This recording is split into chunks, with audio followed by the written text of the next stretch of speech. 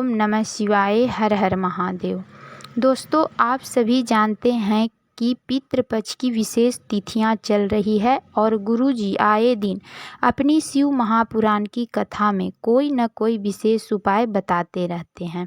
अभी गुरुजी की शिव महापुराण की कथा चल रही है। उस कथा में गुरुजी बहुत खास उपाय बतलाए हैं। ये उपाय करने से आपके शरीर में अगर किसी भी प्रकार का रोग है तो वो समाप्त होगी, और अगर आप अपने जीवन में धन्य धान्य की प्राप्ति नहीं कर पा रहे हैं, माता लक्ष्मी की कृपा आपके घर परिवार पर नहीं हो रही है, या फिर आपके जीवन में आए दिन कुछ न कुछ ऐसी समस्या चलते रहती है, लगातार आपको किसी भी कार्य में असफलता मिल रही है, तो गुरु जी के द्वारा बताए गए ये विशेष उपाय आपको इन सभी समस्याओं से बाहर निकाल आपके जीवन में सुख समृद्धि और वैभव की प्राप्ति करवाते हैं। तो चलिए जानते हैं इन विशेष उपाय के बारे में।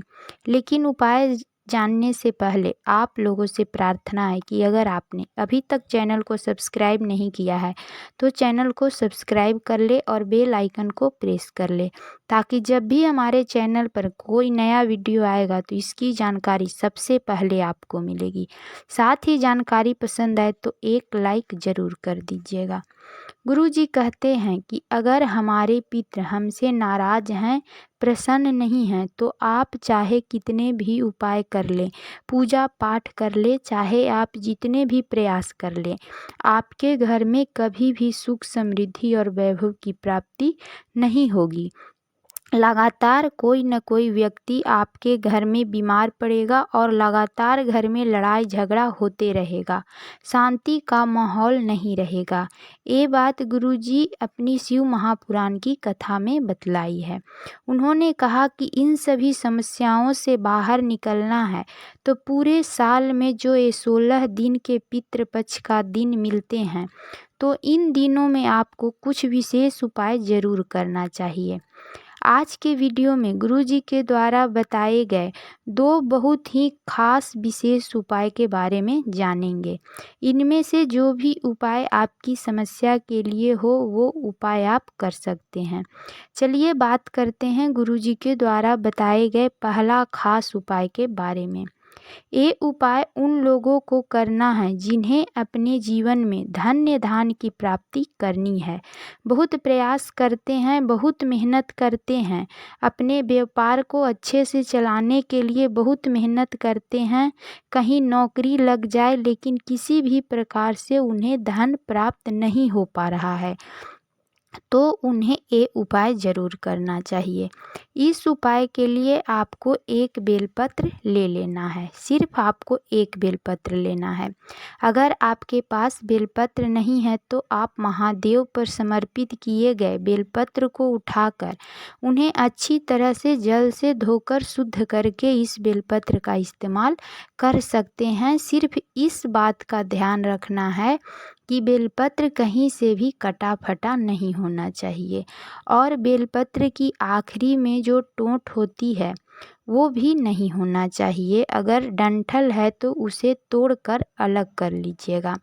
अगर हम लोग बेलपत्र से शिवलिंग के समीप कोई भी उपाय करते हैं तो इससे महादेव बहुत ही शीघ्र हमसे प्रसन्न हो जाते हैं।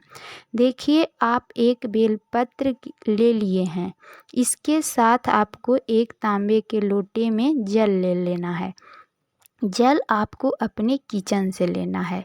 किचन में आरओ, मटका या बाल्टी जो कुछ भी रखा हो वहीं से आपको 1 लोटा जल ले लेना है, क्योंकि किचन में जो जल रखा होता है वो पितरों का स्थान होता है, और किचन से लेकर जब भी हम शिवलिंग पर जल समर्पित करते हैं तो ये जल सीधे हमारे पितरों को ही प्राप्त होता है। और साथ ही साथ आपको ले लेना है शुद्ध घी। अगर आपको शुद्ध गाय का घी मिल जाए तो ये उपाय बहुत ही विशेष हो जाता है। अब ये 3 सामग्रियों को लेकर चले जाना है महादेव के मंदिर में। देखिए, इस उपाय को आप सुबह में भी कर सकते हैं और शाम में भी कर सकते हैं। अगर आप शाम के समय में प्रदोष काल के समय में कर रहे हैं तो बहुत ही अच्छा है। शिवालय पहुंचकर आप जो 1 लोटा जल लेकर आए हैं, उस जल को महादेव के शिवलिंग के ऊपर धीरे धीरे एक धार बनाते हुए समर्पित कर दीजिएगा और जल समर्पित करते समय लगातार श्री शिवाय नमस्तुभ्यं मंत्र का उच्चारण करते रहना है। फिर इसके बाद जो आप एक बेलपत्र लेकर गए हैं, उस बेलपत्र को आप अपने हाथ में रखिए और अपने दाहिने हाथ की अनामिका उंगली से थोड़ा घी लगाकर आपको बेलपत्र की तीनों पत्तियों में लगा देना है। घी बेलपत्र की चिकनी साइड वाली पत्तियों पर लगाना है और घी बेलपत्र पर लगाते समय ओम नमः शिवाय का स्मरण करना है। लेकिन आपको विशेष विधि से ओम नमः शिवाय का स्मरण करना है। जब आप बेलपत्र की ऊपर साइड वाली पत्ती पर घी लगाएंगे तब आपको ओम बोलना है। फिर आप नीचे की एक पत्ती में घी लगाएंगे तब आपको नमः बोलना है। फिर आप तीसरी पत्ती पर घी लगाएंगे तब आपको शिवाय बोलना है। बेलपत्र की तीनों पत्तियों पर घी लगाने के बाद बेलपत्र को अपने हाथ में लेकर आपके जीवन में जो धन की समस्या चल रही है उसे दूर करने की महादेव से प्रार्थना करनी है और फिर इस बेलपत्र को महादेव के शिवलिंग के ऊपर समर्पित कर देना है। बेलपत्र की पत्ती का मुख अपनी ओर रखना है और डंडी जलाधारी के तरफ हो। इस प्रकार से एक बेलपत्र महादेव के शिवलिंग के ऊपर समर्पित कर देना है। फिर आपको अपनी अनामिका उंगली से थोड़ा घी लगाइए और माता अशोक सुंदरी वाले स्थान में थोड़ा सा घी लगा दीजिए और फिर महादेव से प्रार्थना कर लीजिए। फिर आप ऐसे ही अपने उंगली को ऐसे ही घी लगा हुआ उंगली जो आपके उंगली में घी लगा है उसे ऐसे ही रहने दीजिए और ऐसे ही आप अपने घर पहुंच जाइए। घर पहुंचने के बाद जो मुख्य द्वार होता है उसके ऊपर जो दीवार होती है उस दीवार में आपको इसी अनामिका उंगली से एक बिंदी लगा देना है। गुरुजी ने कहा कि अगर आप इस नियम से पितृपक्ष के दिनों में ये उपाय करते हैं तो इससे महादेव आपसे अति शीघ्र प्रसन्न होते हैं और आपके जीवन से हमेशा के लिए धन की समस्या जो है वो समाप्त हो जाती है। चलिए अब बात करते हैं गुरुजी के द्वारा बताए गए दूसरा खास उपाय के बारे में। ये उपाय गुरुजी आज की कथा में बतलाए हैं।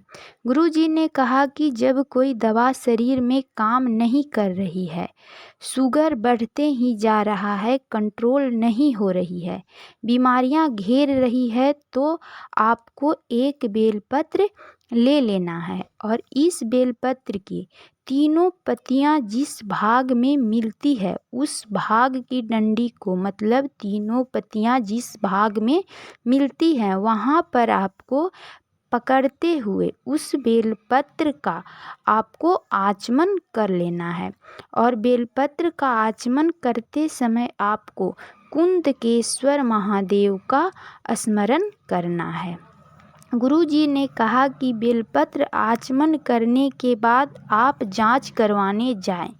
आप स्वयं ही देखेंगे कि शुगर कंट्रोल लेवल पर आ गई है या फिर अगर आपकी दवाइयाँ काम नहीं कर रही है तो दवाई खाते समय भी कुंदकेश्वर महादेव का स्मरण जरूर करना चाहिए। दवाइयाँ कार्य जरूर करेगी।